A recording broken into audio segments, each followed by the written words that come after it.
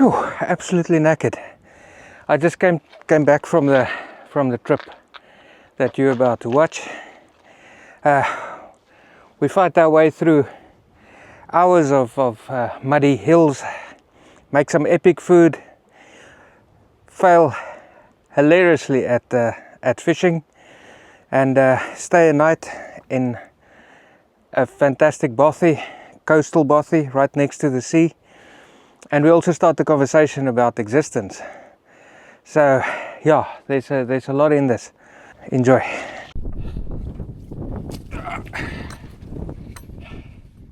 There we go. That's the only way to close this gate. Knee deep in the mud. So we're about 10 kilometers away from the Bothy, and yeah, it's 2 o'clock. So let's say about 3 hours left of usable sunlight. Not entirely sure of that. So yeah, but it's absolutely glorious, absolutely fantastic.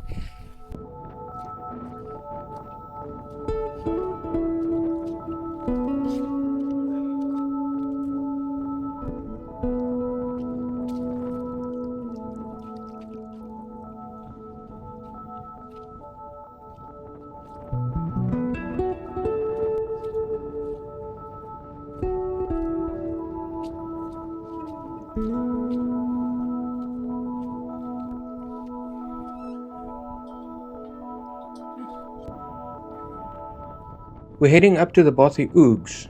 It's a coastal Bothy in the northwestern Highlands and Islands on the Applecross estate.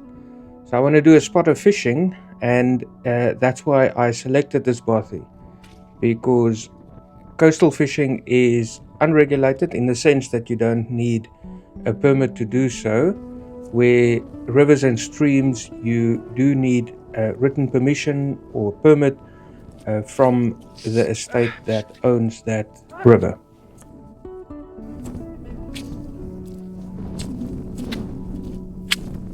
It's a little bit boggy here. Quite a bit of effort getting through these boggy areas. But the views are amazing. And I'm still chasing time. It seems like I'm about, I don't know, maybe 50 meters, 100 meters off the trail. So I've been following what seems to be now like a little stream. But, get back on track soon and make our way to the Bothy. Right, we're back on track, and it's just an absolute sea of bog in front of me. But quite happy to be here still. Have a look at this. I think we found one of those things the hippies leave around. Look at it. Magnificent.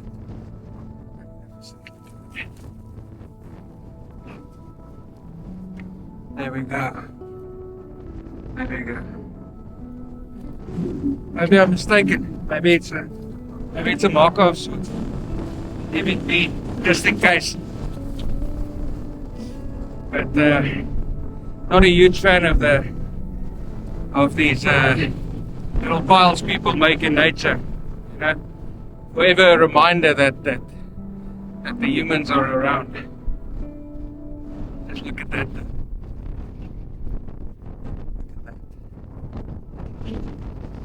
Pure insanity. Lovely.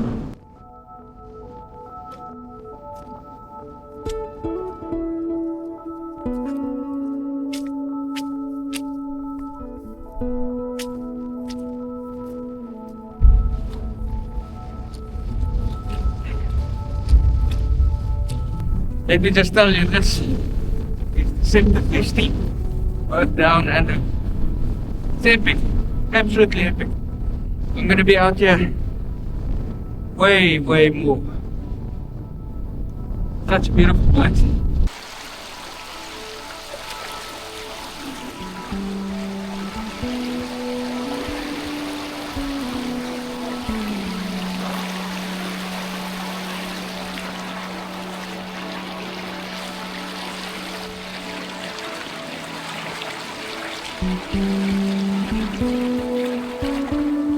Easy as that.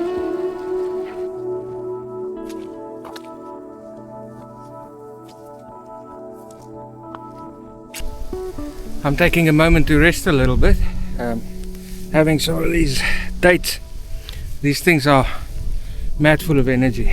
They're like energy bars.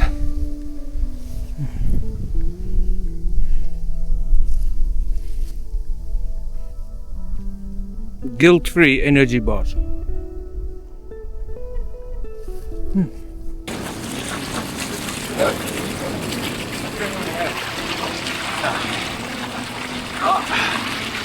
Let's see if I can get a better angle on this. Yeah, this should work. This should work.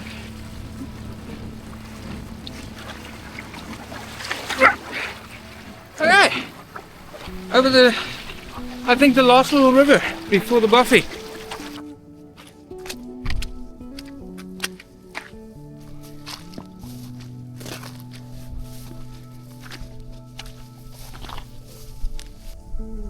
Have a look at this elegant design for a gate. It's slanted backwards, so it always closes. How elegant! Built all gates like this. Oh, it's a little lighter maybe. Whew. Almost there, and I'll tell you a story.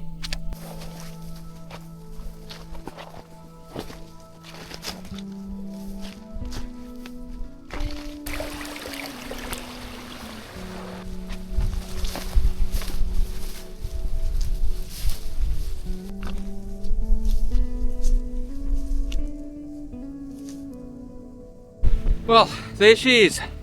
A sight for sore legs. Last gate. And then I'm here.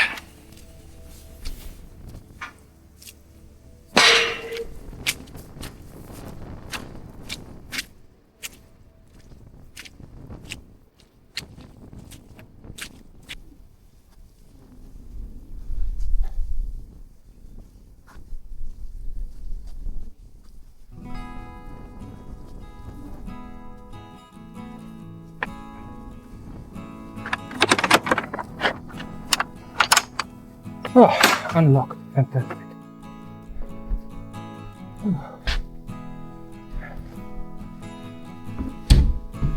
Nice bit of table.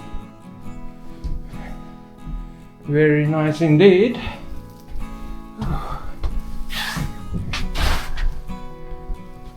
I'll come and read the documentation in a second. Oh, somebody even left a bit of wood. How kind. This is very nice. Turns out there's quite a bit more to the Bothy. Let's check. Oh wow. A little bit of a landing here. And a room.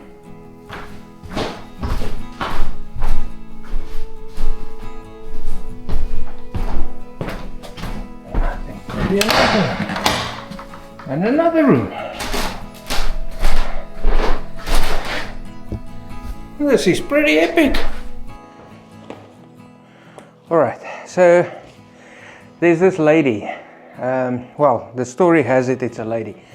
I mean, man or woman or whatever.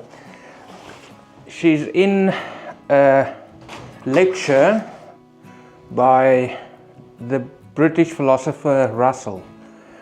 And he's talking about existence and the complexities around existence, and she stops him and she says, well, actually the world is flat and it's resting on the back of a turtle. And he says, okay, well, what's that turtle resting on? And she says, another turtle. And he says, well, what is that turtle resting on? And she says, I know where you're going with this. It's turtles all the way down.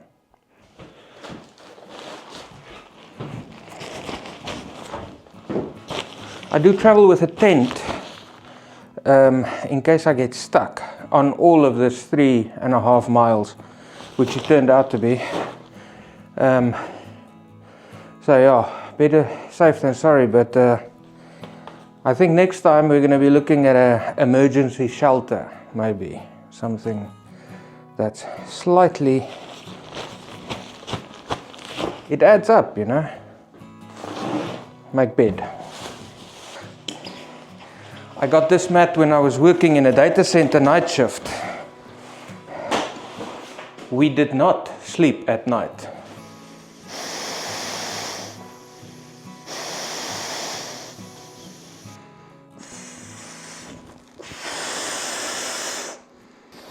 Well, there's actually one less thing I need to carry. It's a pillow.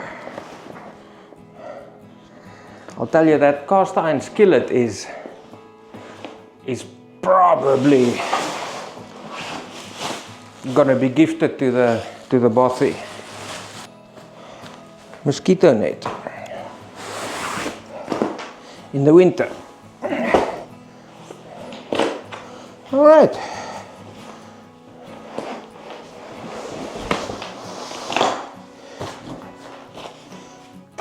Boom.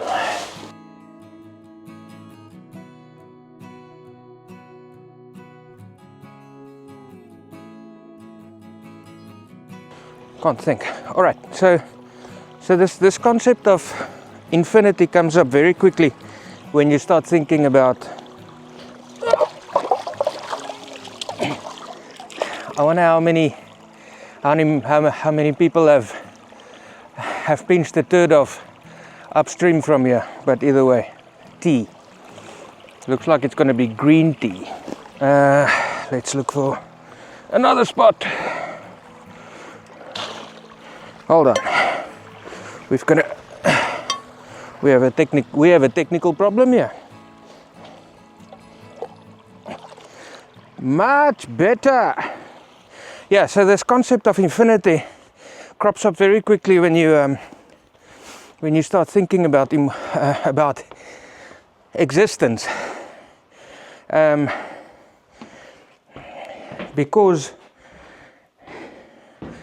Because you end up with a never-ending question of, okay, then where did that come from? Tea. So I have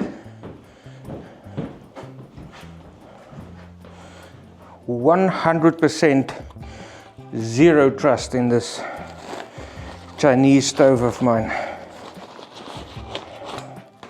This thing is gonna heat up the bottle because it connects like that.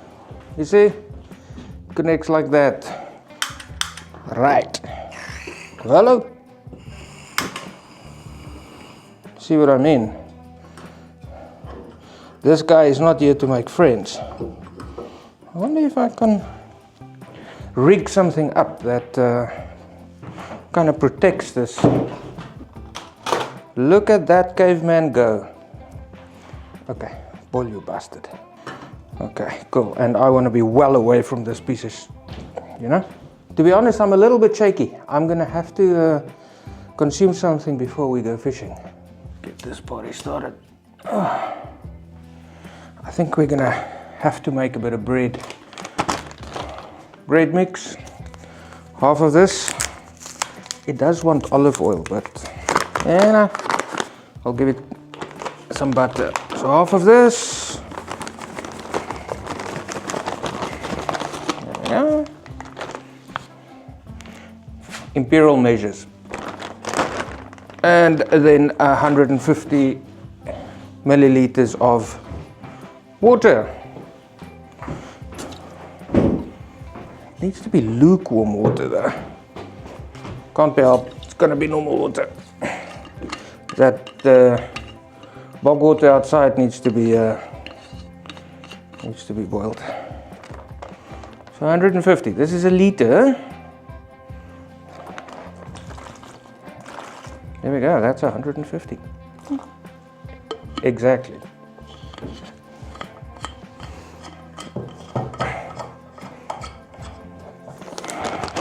And then you bullet.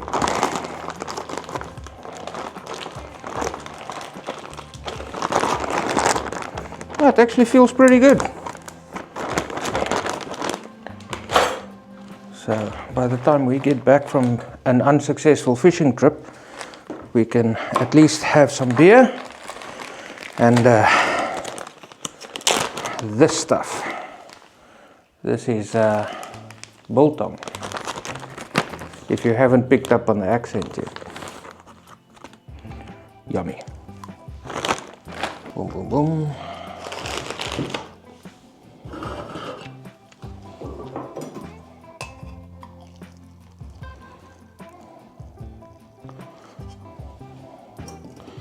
Cool.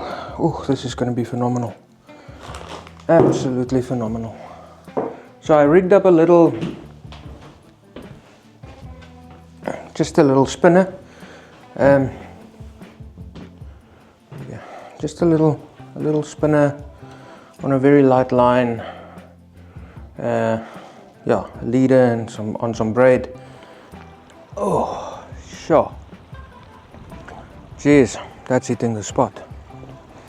That is absolutely hitting the spot. I don't think I know how dehydrated I am. And it's only like 3 and a bit miles walk. I thought it was 6. Madness. Absolute madness.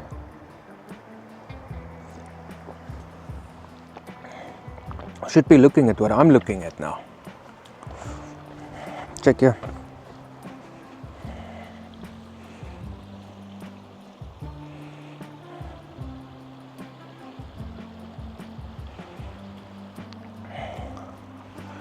How's that?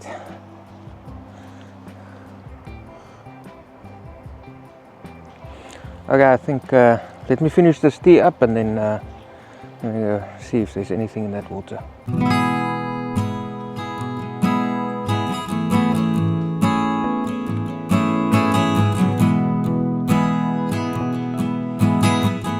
I lost 2 rigs in a question of 10 minutes, so I decided to rather head inside, sit next to the fire and bore you guys with some philosophy. So I know you ladies are just human, but in the next scene, those are legitimate running trousers. So settle down. Jeez, my shoes are soaked all the way to the inside, as one would expect, because it's actually trail running shoes. Let's see if we can dry them out a tad. Same for the socks and the trousers. Dry my feet out and put some warm socks on. And then it's time to make dinner. Okay, now for those of you unfamiliar with the good life, this is bovril. And for somebody like me that's currently in need of some electrolytes, it can make a lovely beef broth.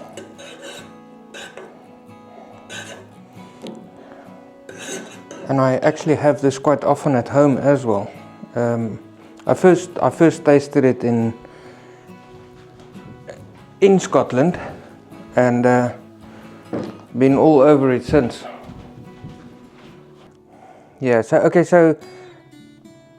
for a long time the philosophers were faffing about with this idea of whether or not we actually exist. Rene Descartes, he famously said, I think therefore I am, which proves as much as saying I'm pink therefore I'm ham. But that's whether or not we exist is not a concern for me. For me, I perceive something. I'm sitting here, or whether I'm actually not sitting here, and it's some kind of illusion of sorts, it's of no consequence to me. That proves to me that something exists, and that is for me the problematic part. For me, it's not whether I exist, because clearly something exists. Whether we accurately perceive it or not, that's a different story. But something exists. So for me, that's not really the question. So then there's a whole lot of arguments around what the nature of this reality is. So religions would say that there's a creator God.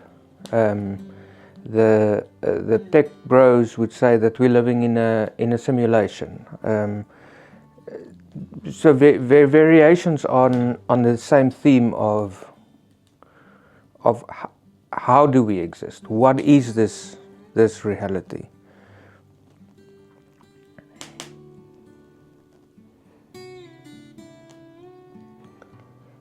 And that is also not much of a concern for me, because this reality is what it is. Whether it's an illusion or not, I'm sitting by this fire. If it's an illusion, if it's a simulation, then so be it. I'm still sitting by this fire. For me, it's this question of, if I'm in a simulation, then how did the computer get into that we are running on get into creation? And how did the world that computer lives in get into this world? If we, as the scientists and the atheists say, if it's the Big Bang, then, and they can mathematically prove that nothing can create something. But the problem with that theory is, if the rules must still exist for that to work. So even though there's nothing materially, there must still be a certain scaffolding within which this nothingness can be created via a Big Bang, or whatever the mechanism is. If it's a religious argument, then where did God come from? I mean, it's so, and this is the infinity problem, where you very quickly run into this infinity problem of next turtle, next turtle, next turtle, and something that's very interesting, and one of my mathematician friends, Jan Albert, he put me onto this concept of, if you have a half, and that this kind of released me out of this thinking about infinity. Because if you have half of something and you cut that in half, you've got a quarter. So you go from 1/2 to 1/4. And then if you cut that in half again, you go to 1/8. And that number under 1 can continue to grow infinitely. But we know between 0 and 1, if you add all of those things together between 0 and 1, you still get 1. Even though if you keep cutting things in half, you can cut them in half for infinity. And I think that's where it's happening. So for me, existence is that concept of something infinite, where it is actually one. And that's my concept of existence, is we exist, we're here, we're definitely in something. And for me personally, I think the only way to think about this infinity of turtles all the way down, that somehow ends up creating the one reality, is we must live in some kind of circular time. I mean, because the moment you live in circular time, it's like a record, and we're a needle on the record, on that LP, and we're tracking through time as the record turns. But all of time is on that record. But we're just focusing, or we're just existing on the tip of the needle on the record. It's my opinion. What do I know in any case? Yeah, okay, big boy. When any guy's gonna be debunking this circular time drivel of yours on the way back to the car?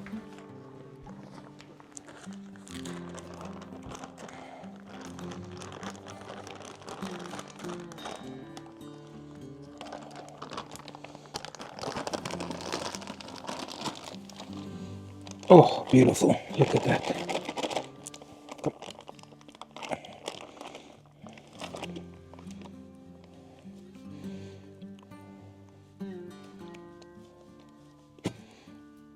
You just maneuver it like that.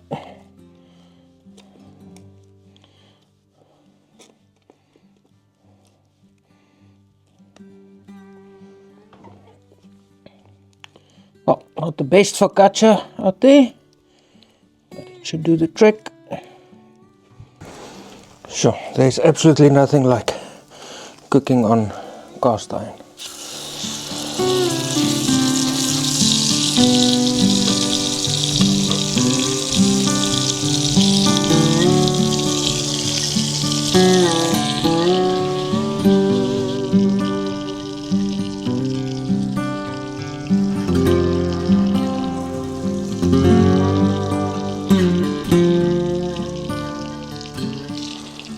I'm worried you can't see.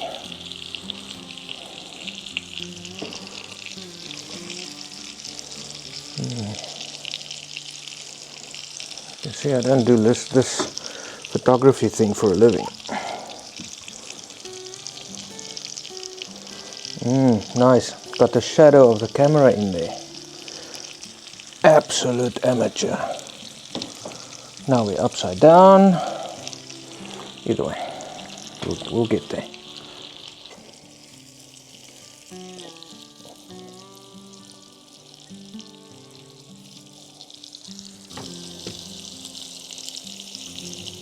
Getting there. The bread is also done. Got a bit of honey on top of that. It really is. Oh, let me turn this off. It really is quite special, this. So let's give this a go. I've already actually had a bit, but you know, I was taking pictures with the camera and not videos. So here goes. This is how it looks. Look at the steam coming off of it. Epic.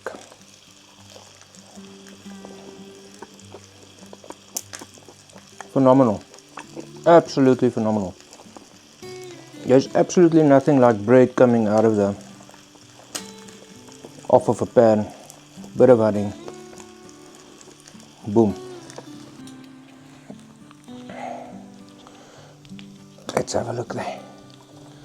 So that's the steak doing its thing. I'm going to pull it off now. Let's have a taste. I'm looking very much forward to this. Let's just get this crazy light off. Oh, soft. Soft. One wouldn't think that a steak that has been pretty much overdone. Look at that. Cutting it with a bread knife. Oh, did you hear my phone? There's by the way, there's reception here. Cutting it with a bread knife.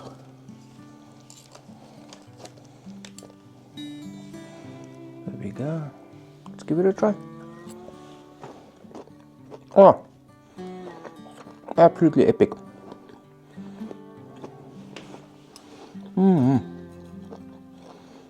Oh, that's gonna do the trick. Absolutely.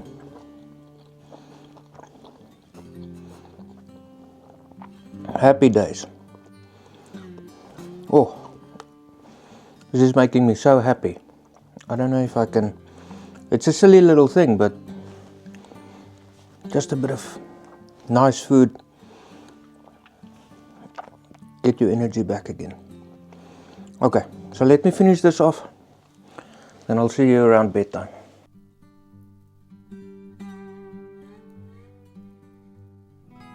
Okay, I think it's time to go to bed. Yeah, it's fairly cold in here. I'll see you guys in the morning. Good morning. I slept pretty well.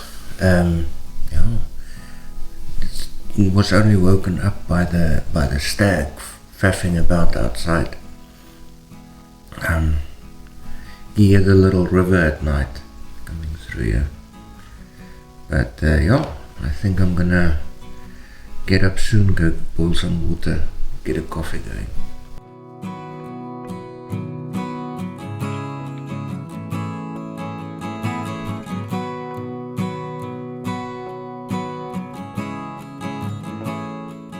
Looking at the sea over there, I don't know if you guys can see about there. There's a little patch of rock in the middle there, which would perfectly explain why I lost my rig yesterday, because I was casting right onto those rocks at high tide, not knowing that I'm basically casting it straight into rocks.